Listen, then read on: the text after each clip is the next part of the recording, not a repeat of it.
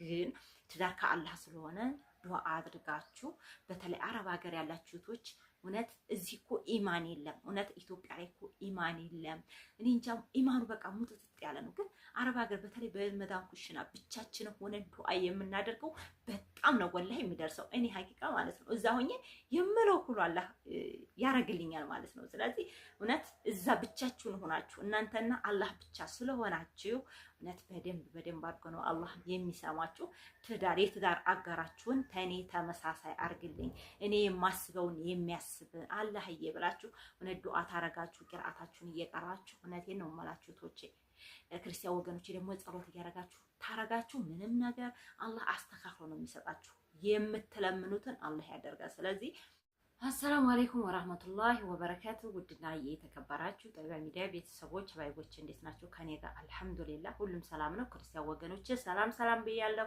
እንኳን ወዲ ቻናሌ በሰላም መጣችሁ እያልኩኝ ለዚህ ቻናል አዲስ የሆናችሁ ሰብስክራይብ፣ ሼር እያረጋችሁ ቤተሰብ ሁኑ።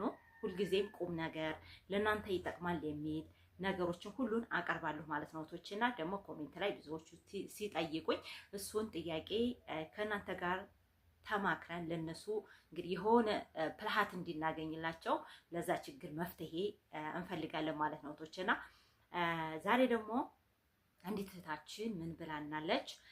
ቤትና ቦታ አለኝ ውዴ፣ ቤቱ በእናቴ ስም ነው። ጂምሰምና ኮርኒስ ሲቀረኝ ጨርሻለሁ። ከነ ሽንት ቤቱ ከነ ኩሽናው፣ ቦታው ግን በእኔ ስም ነው። እንግዲህ ቦታው በሷ ቤቱ በእናቷ ችግር የለውም፣ በሷ ብቻ ማድረግ ይቻላል ማለት ነው። ቦታው ነው ዋናው ማለት ነው። ስለዚህ ቦታው በእኔ ስም ነው። ገና አላገባሁም። ኒካህ ለአስር ፈልጌ ነበር። እሱ ኢትዮጵያ፣ እኔ ዱባይ ነኝ። ምክር ስጭኝ።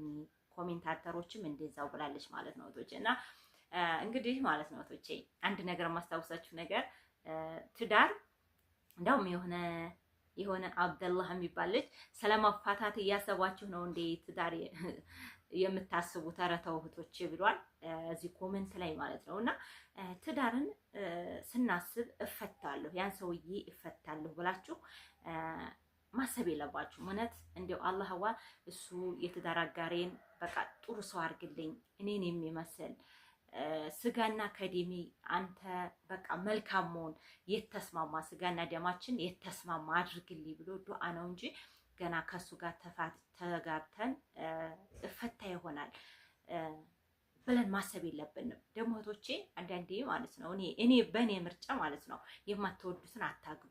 እውነት ገንዘብ አለው ምናምን ብላችሁ ይሄ ሰው በቃ ልባችሁን በቃ የሆነ ልባችሁ ይሄ ሰው እኮ በቃ እንዲህ ነው ብላችሁ የምታገቡት ከሆነ ወይ ለቤተሰብ ጫና ወይ የሆነ ነገር የማትወዱት ከሆነ ጥሩ አይመጣም። ስለዚህ እናንተ የምትወዱት የምታውቁት ወይም የሀገራችሁ ልጅ ቢሆን አሪፍ ነው። ቪዲዮም ሰርቻለሁኝ እህታችን እንግዲህ ቆይ እንመክራታለን ማለት ነው። ቪዲዮም የሰራሁበት ምንድን ነው በኦንላይን ባታገቡስ፣ በኦንላይን ባታገቡ አገራችሁ መጥታችሁ ትዳር ብታረጉ ኒካህ ብታደርጉ። እኔ በቀደም ይሄ ልጅ መጥታ እዚህ ኒካህ አድርገናል። ገጠር ሂደን ትልቅ እህታችን እናታችን ስለሌለች ትልቋ እሷ ስለሆነች እሷም እናት የላት እኔም እናት የለኝና እዛው ሂደን ቤተሰብ ስለሆነ ገጠር ያለው ሂደን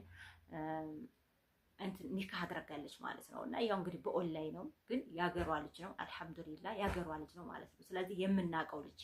ስለዚህ ቶቼ እንዲሁ በስልክ አወቅን እንደዛን በቃ ብላችሁ ወንድ ልጅ ብዙ ጊዜ እንትን አትበሩ ማለት ነው። ስለዚህ የምትወዱት መሆን አለባችሁ። በተለይ አገራችሁ መጥታችሁ ቤተሰቡን የምታውቁት የእናንተ ቤተሰቦች የሚተዋወቁ ቤተሰቦች ቢሆኑ ይመረጣል ማለት ነው። የሰው ሀገር ሰው ምንም እንትን የለው። በቀደም የሆነች ልጅ በውስጥ መጥታ አውርታኛለች እና የሌላ ሀገር ሰው ነው ልጁን ትግሬ ነው አለች መሰለኝ እና ሌላ ሀገር ነው የሚኖረው ግን ያው ኢልመኛ ነው ምናምን ብዬ በኢልም ወደድኩት ምናምን አለች። የሚኖረው ሞዴል ሎጋዬ ነው።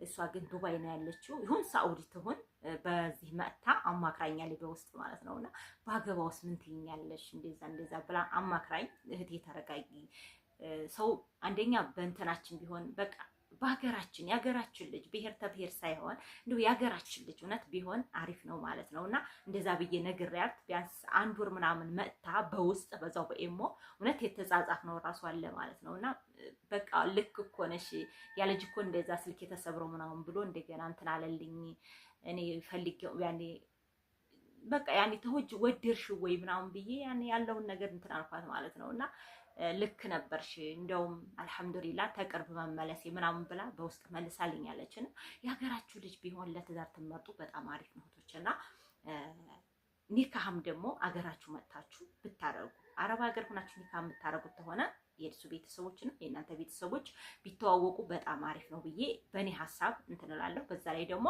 የምትወዱት የሚወዳችሁ የምታውቁት የሚያውቃችሁ ቢሆን በጣም በጣም አሪፍ ነው ብዬ አስባለሁ። ይሄ የኔ አመለካከት ነው፣ የእናንተን አላቅምቶቼ እና እንግዲህ እቴ ኒካህ ላስር ነበር ፈልጌ ነበር እሱ ኢትዮጵያ ነው እኔ ዱባይ ነኝ ምክር ስጭኝ ነው ያለችው። እናንተንም እንግዲህ ምክር ስጡኝ ብላለች። ይሄ ምንም ችግር የለውም። አንደኛ ቤቱም አልቋል፣ ሽንት ቤቱ ምን ኩሽና ምናምን አልቋል። ስለዚህ ይሄ ልጅ ብታገባው ምንም የሚገባበት ነገር የለም። ከሷ ከቤቷም ይሁን ከመሬቷ አያገባውም ማለት ነው። በራሷ ሰርታ ከዛ በኋላ ነው እንግዲህ ኒካ የተሳሰሩት ማለት ነው እህቶችና ይሄንን ነገር ምንም ላንቺ ችግር የሚያመጣው ነገር የለም። በኋላ አይሆንና መፋታት ቢመጣ እሱ የሚያገኘው ነገር ካንቺ ምንም ነገር የለም። ካሁን በኋላ ግን ኒካ ታሰርሽ በኋላ ያለው ነገር ግን የሱ ነው ማለት ነው። ኒካ ታስረሽ ከዛ ቀን ጀምሮ ግን የምትሰሪው የሱ ነው የኩሉ ነው። ግን እሳ ከዛ በፊት ተኒካ በፊት ያለ ነገሮች ቤቶች ምናምን በቃ ያለው ቦታው ምናምን ባንቺም ይሁን በእናትሽ እናት መቼም ምንም አይደለም አትከዳም። እናት ምንም ትሆን አትከዳም፣ ተስንት አንድ ነው እንጂ ማለት ነው። ስለዚህ በእናትሽ የሚሆነው ባንቺም የሚሆነው የራስሽ ነው ማለት ነው እቴ። እና እንግዲህ መልስሽ ያው እንትንሽ ጥያቄሽ የተመለሰ ይመስለኛል። ይሄ ማንም የሚያውቀው ቀላል ጥያቄ ነው ብዬ ነው የማስበው ማለት ነው። እና ትዳር ስትይዙ እፈታለሁ። በእርግጥ እኮ ማሰቡ ጥሩ ነው። እንደዚህ የሆነ ይሄ ነገር ይሆን እንዴ ብለን ትንሽ ማሰቡ ጥሩ ነው። ግን ትዳር ከአላህ ስለሆነ ዱዓ አድርጋችሁ በተለይ አረብ ሀገር ያላችሁ እህቶች እውነት እዚህ እኮ ኢማን የለም። እውነት ኢትዮጵያ ላይ እኮ ኢማን የለም።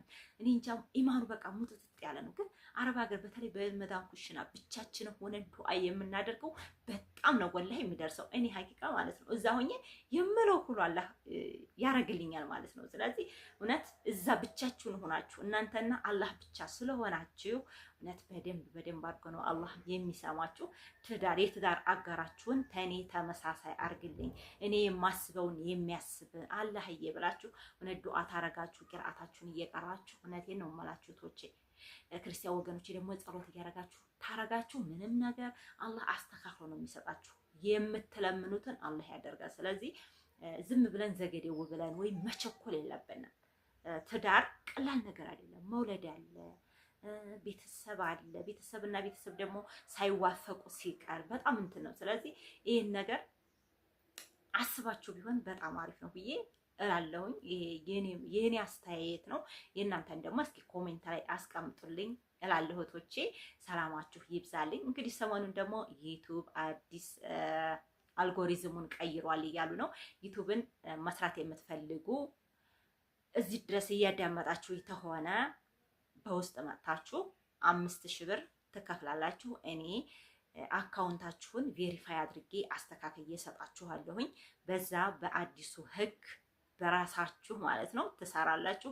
አዲስ ህግ መጥቷል። ትንሽ ከበድ ያለ ይመስላል ስላለመረው ነው መሰለኝ። አንዳንድ ልጆች እያስተማሩ ነው። ዩቲዩብ አዲስ ህግ አምጥቷል እያሉ ነው። አሰራሩ ግን ቀላል ይመስለኛል። እና ይሄንን ነገር ደግሞ የምትደፍሩ ጎበዞች የምትሆን ተሆነ በውስጥ መጥታችሁ እኔ ጋር ጠይቁኝ፣ እከፍትላችኋለሁ።